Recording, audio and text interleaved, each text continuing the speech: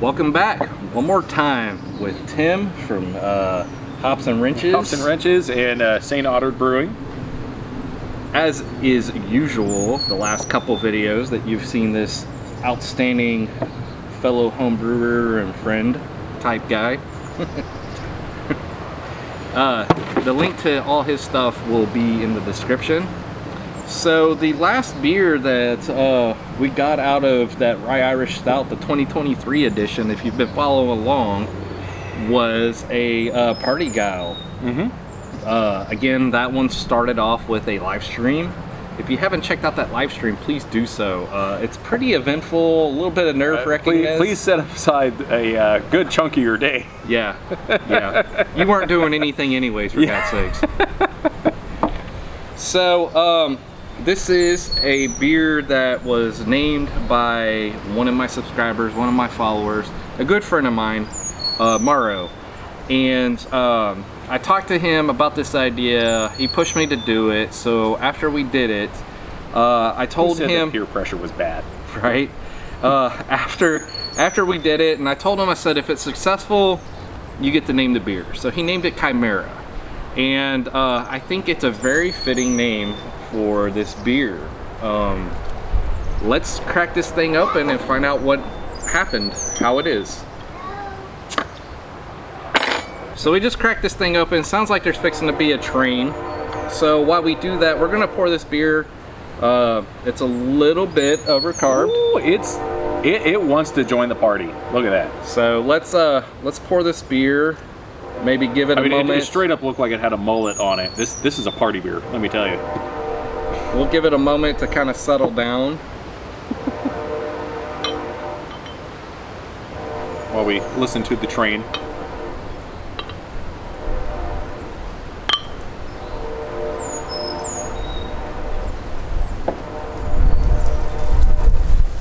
Ooh, this is already something fun.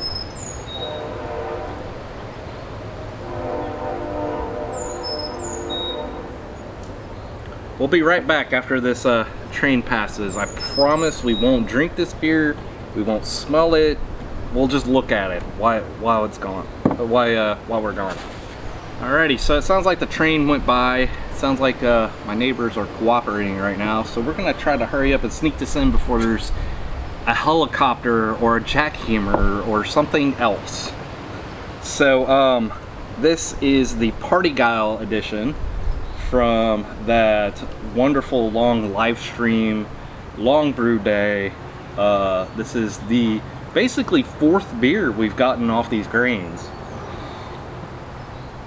Smells wonderful. So I'm going to call this a session stout. It came out to be about 3.5 ABV.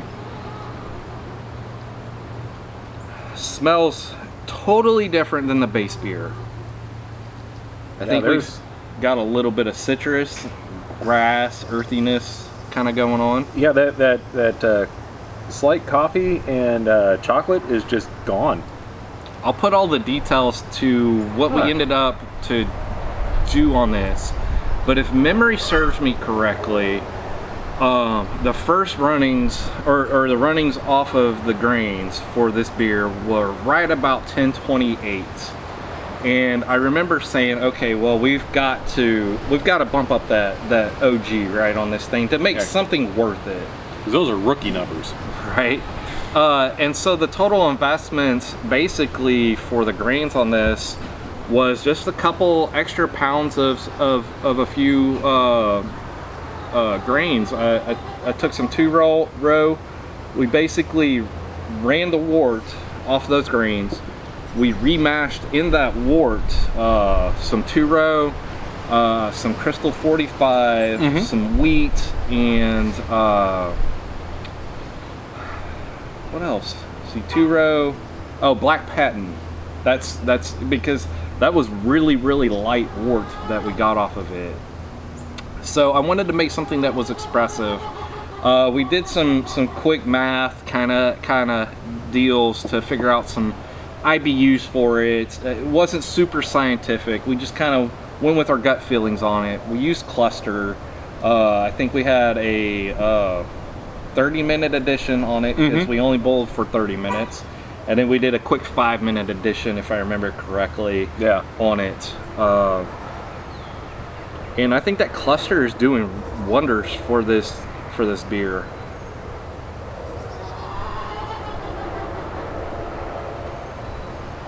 The mouthfeel, though, for a session stout, I think it's kind of high. It feels like it's a higher mouthfeel than the base beer of the Rye Irish Stout.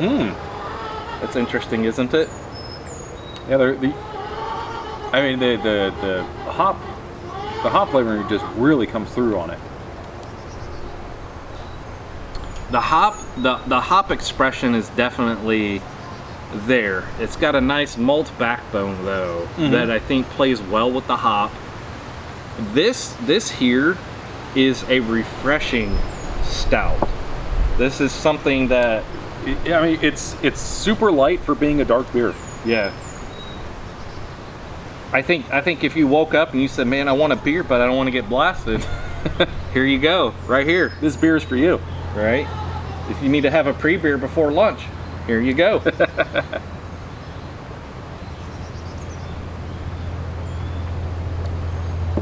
This thing is wonderful. Yeah, I'm really shocked about this. Like, I love this beer, and for it to be a complete just throw together random combination of things. This kind of makes that whole mess of a day worth it.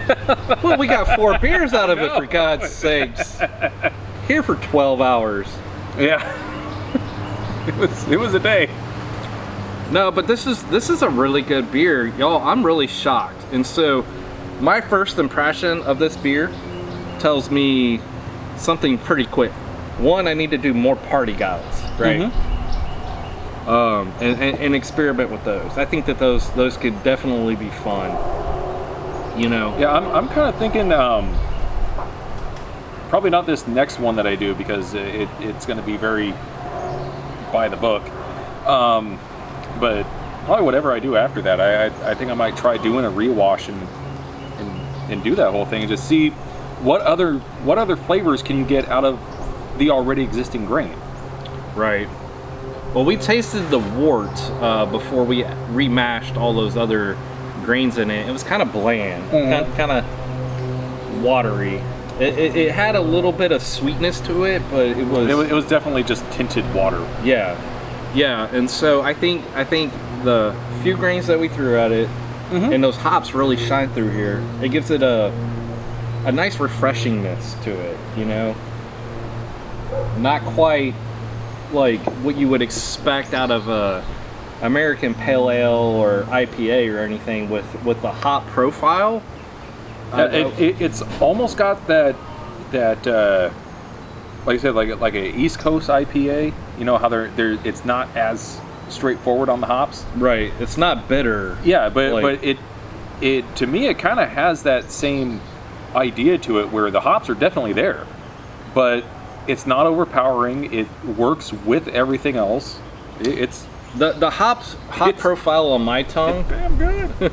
The hop profile on my tongue is so, like, you can tell it's bitter, right? But it has a nice, like, almost orange peel, like, taste to it that plays well with the dark malts here. It's not overly astringent. It's not overly bitter. It's if I had one thing to change about what we did that night, that evening, afternoon, whatever time it was when we got to this point, I think I would dial back just a little bit on the bitterness to let the malts shine just a little bit more, but the malt presence is there. It's almost balances it, but not quite. So this is a damn good beer. I recommend playing with Parti-gyle. Reuse those grains, guys. Try it out. Tell me what you think. If you've done something like this and you feel like we missed the mark somehow, note that in the comments. If you haven't subscribed to this man's channel, please do so. This is Tim from Hops and Wrenches, and he would appreciate a follow, a like, a subscribe, a comment on his channel. Yeah, if you comment on the videos that are on there. You know, I like reading them. Thank you They're guys so much for coming and hanging out with us one more time. We will catch you on the next video. Cheers. Left a note on her door the other day saying, hey, whenever I brew, I can just dump my grains over the fence for them. Right. I know they love it. Yeah. Act like little crackheads. All right. Ready? Ready. Well, I'm happy that that didn't happen in the middle of us talking. Oh.